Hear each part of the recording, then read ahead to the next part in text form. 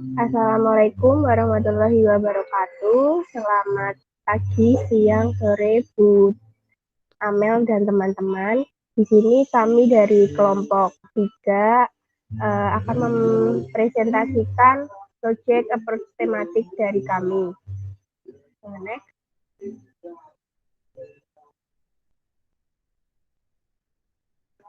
Adapun anggota dari kelompok 3 yang pertama Luciana Salsabila, Dela Nurkirani, Almas Nurhuda, Sabin Oktaviani Hamel, Halizah Rahmawati, saya sendiri Neni Aisyah Marindi, Sari Kusuma Dewi, dan Estin Arjuningrum. Langsung saja kepada teman-teman yang bertugas, saya persilahkan. Yang pertama yaitu latar belakang.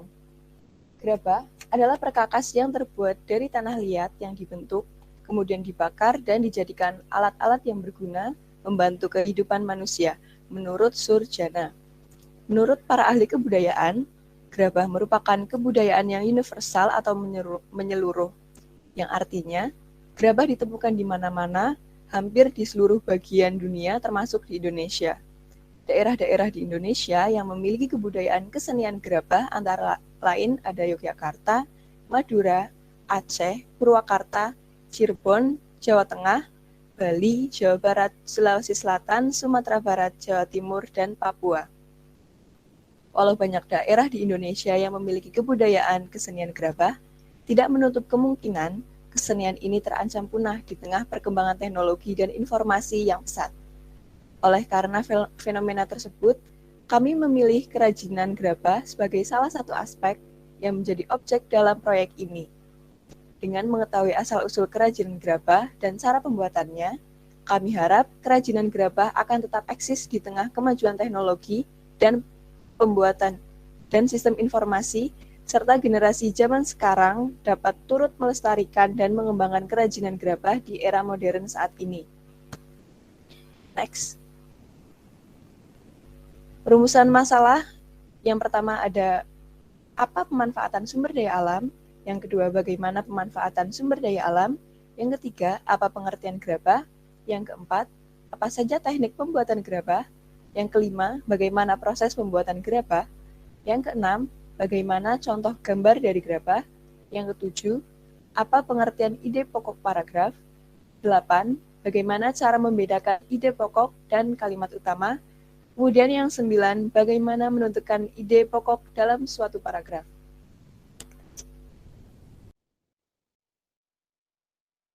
Selanjutnya yaitu pemanfaatan sumber daya alam.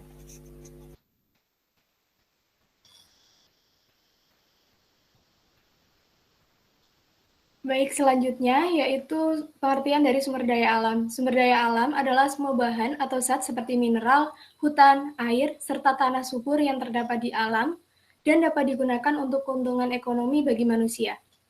Sumber daya alam terdiri dari dua jenis, yaitu sumber daya alam hayati, yang mana pengertiannya yaitu sumber daya alam hayati merupakan jenis sumber daya yang terdiri dari komponen sumber daya nabati dan hewani, yang dapat digunakan untuk memenuhi kebutuhan hidup manusia.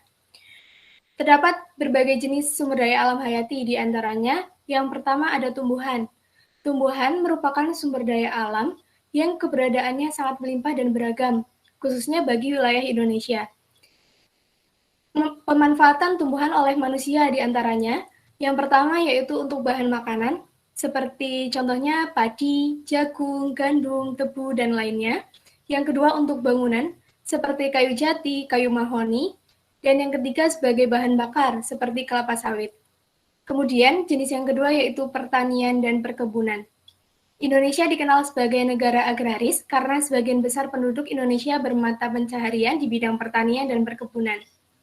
Pertanian, lahan basah dan lahan kering, dan perkebunan di Indonesia menghasilkan banyak komoditi ekspor, di antaranya yaitu pertama, ada komoditi pertanian seperti padi, jagung, kedelai, sayur-sayuran, palawija, dan pohon buah-buahan.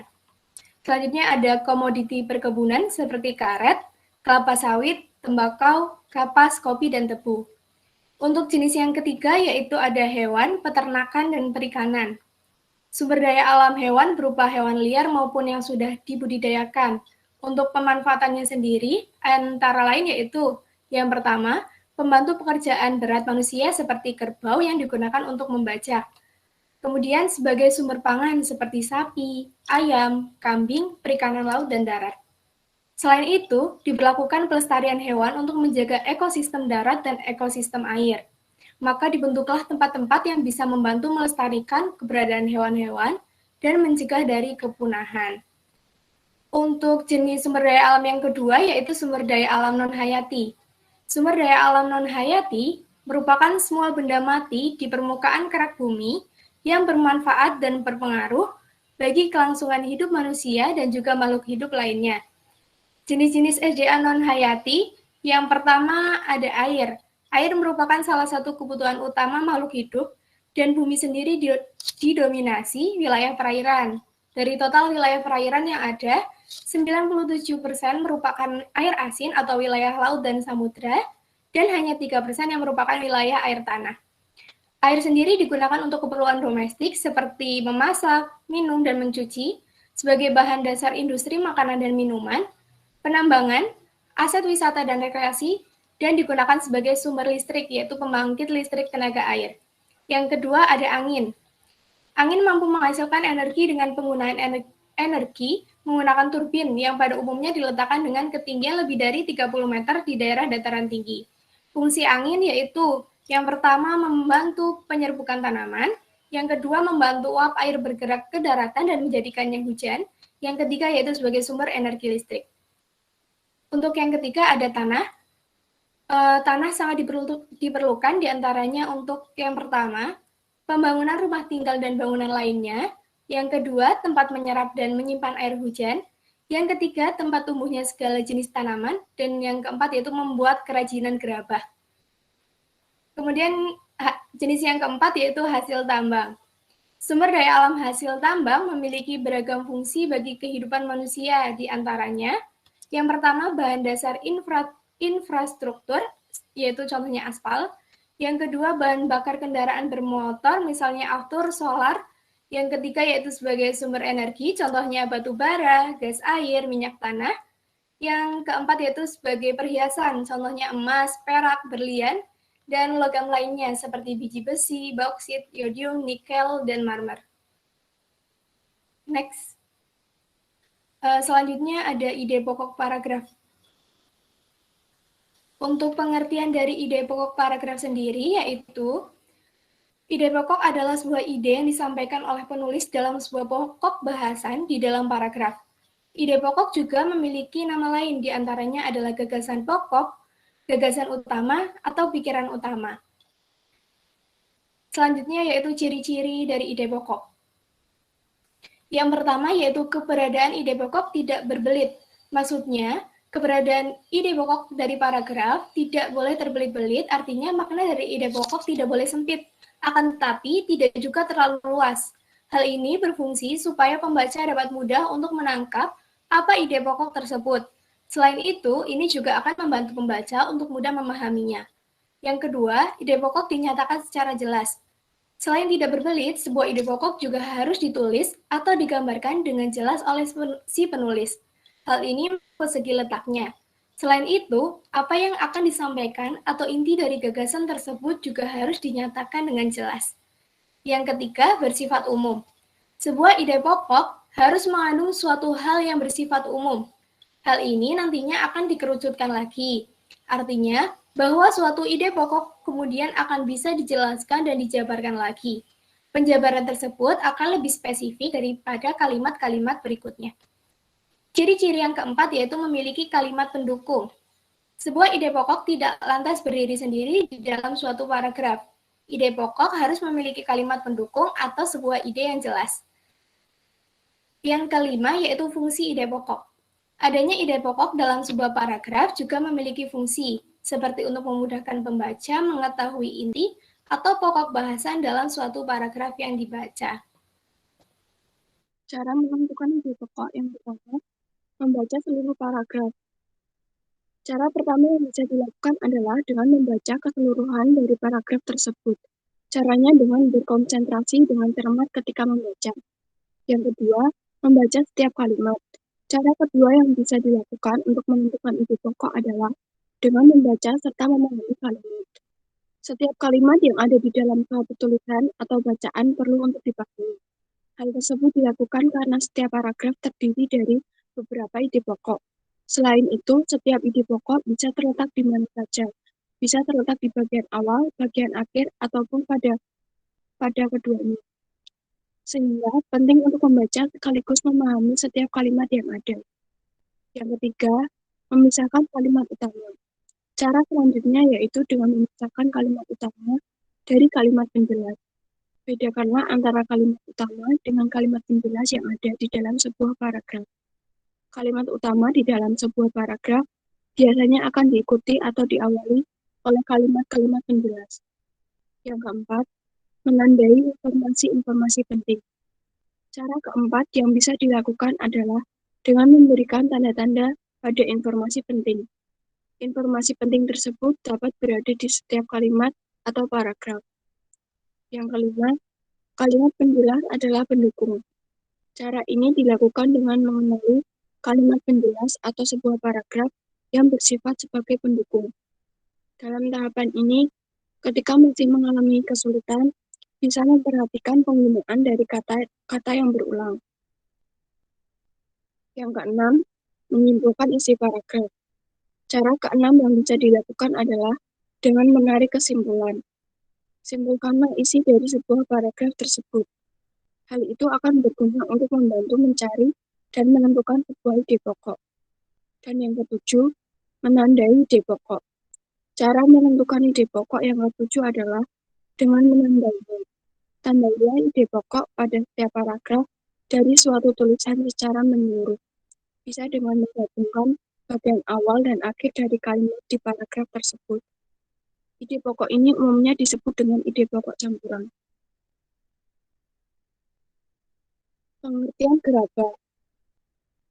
Gerabah merupakan perkakas yang terbuat dari tanah liat yang dilakukan dengan diawali proses pembentukan dan dibakar, agar bentuk bisa bertahan lama dan digunakan untuk berbagai kebutuhan. Secara harafiah, berdasarkan penjelasan dalam Kamus Besar Bahasa Indonesia, pengertiannya adalah alat dapur yang digunakan untuk memasak dan lain sebagainya, yang dibuat dari tanah liat dengan cara dibakar. Teknik-teknik yang digunakan dalam pembuatan gerabah. Yang pertama, teknik lempeng atau slapping. Yang kedua, teknik pancing. Yang ketiga, teknik piling atau calling. Yang keempat, teknik putar atau throwing. Yang kelima, teknik cetak tekan atau press. Yang keenam, teknik cor atau tuang. Selanjutnya, cara membuat gerabah. Langkah-langkah membuat gerabah. Pertama adalah proses persiapan tanah liat. Siapkan tanah liat dan rendam selama 2-3 hari. Lalu campurkan pasir dengan tanah liat agar menghasilkan bahan dasar yang baik. Yang kedua adalah proses pembentukan. Bentuk tanah liat menggunakan tangan sesuai dengan kebutuhan. Setelah itu, keringkan hasil pembentukan selama 5-7 hari hingga benar-benar kering dan tidak mengandung air lagi. Yang ketiga, proses pembakaran. Setelah selesai dibentuk, bakar gerabah dengan menyediakan kayu bakar, serabut kulit kelapa kering, jerami dan daun bambu kering, dan tambahkan juga batu bata agar menghasilkan api yang optimal untuk pembakaran. Waktu pembakaran biasanya berlangsung selama 3-4 jam. Dan yang terakhir adalah tahap penyelesaian. Hias gerabah dengan hal-hal kreatif dan inovatif untuk menghasilkan gerabah yang sangat bernilai di pasaran.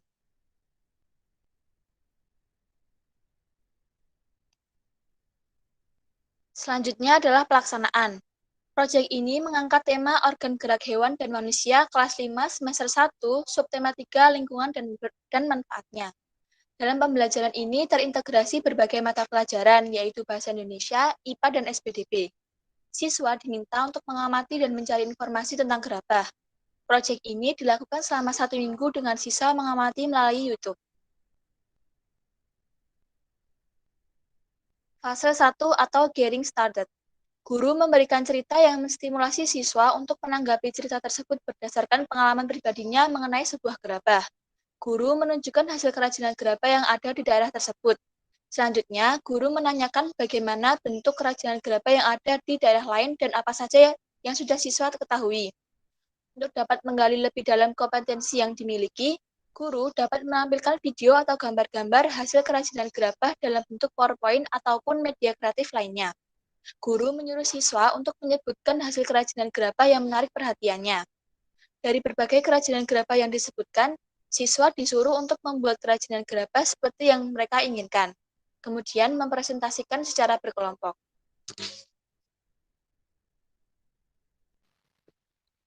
Fase 2 atau a phase in project. Siswa secara mandiri mencari sumber tentang gerabah melalui buku-buku pelajaran, internet, sosial media yaitu YouTube. Lalu siswa dapat mengenali apakah gerabah tersebut termasuk dalam sumber daya alam. Setelah itu, siswa juga mencari informasi tentang terbuat dari apa gerabah tersebut, teknik apa yang digunakan dalam pembuatan gerabah, dan bagaimana cara membuat gerabah. Selanjutnya, siswa menyiapkan alat dan bahan. Dilanjutkan dengan membuat gerabah dengan teknik-teknik yang ada. Setelah hasil gerabah selesai, siswa dapat mempresentasikan hasilnya. Berikut link YouTube yang telah kami sediakan. Fase 3 atau concluding a project. Kemudian, masing-masing kelompok secara bergantian menunjukkan hasil kerajinan dari tanah liat berupa asbak. Kemudian membacakan ide pokok beserta pengembangannya berdasarkan bacaan yang telah dibacanya. Bacaan. Tanah liat merupakan salah satu jenis tanah yang banyak memiliki manfaat. Selain sebagai media tanam bagi berbagai jenis tanaman, tanah liat juga dapat dijadikan sebagai bahan dasar pembuatan kerajinan gerabah. Salah satunya yaitu asbak. Tanah liat harus melewati beberapa proses agar dapat menjadi asbak. Setiap tahapan dari prosesnya harus dilakukan secara berurutan. Pertama, tanah liat dibuat adonan dengan mencampurkan air, kemudian diaduk dan dibolak-balik agar lebih menyatu dan lebih mudah untuk dibentuk. Kemudian, tanah dibentuk menjadi kotak atau lingkaran menggunakan teknik pijat. Setelah jadi, asbaknya dikeringkan. Kemudian, jika ingin menambah keindahan dari asbak tersebut, maka dapat diwarnai. Dengan membuat asbak dari tanah liat, maka dapat melatih keterampilan dan mengembangkan kreativitas. Selain itu, pembuatan asbak dari tanah liat yang dibuat sendiri juga akan lebih menghemat pengeluaran atau biaya. Dan tentunya hasil yang diproduksi juga dapat sesuai dengan keinginan sendiri. Penilaian. Penilaian terhadap materi ini dapat dilakukan sesuai kebutuhan guru, yaitu tes pengetahuan, pengamatan sikap, dan presentasi untuk kerja atau hasil karya proyek dengan rubrik penilaian sebagai berikut. Penilaian pengetahuan. Siswa mengerjakan soal latihan tertulis pada buku siswa. Ya. Hasil penilaian yaitu aspek pertama mengenai ide pokok bacaan, yang kedua, aspek kedua yaitu mengembangkan ide pokok menjadi paragraf. Lanjut.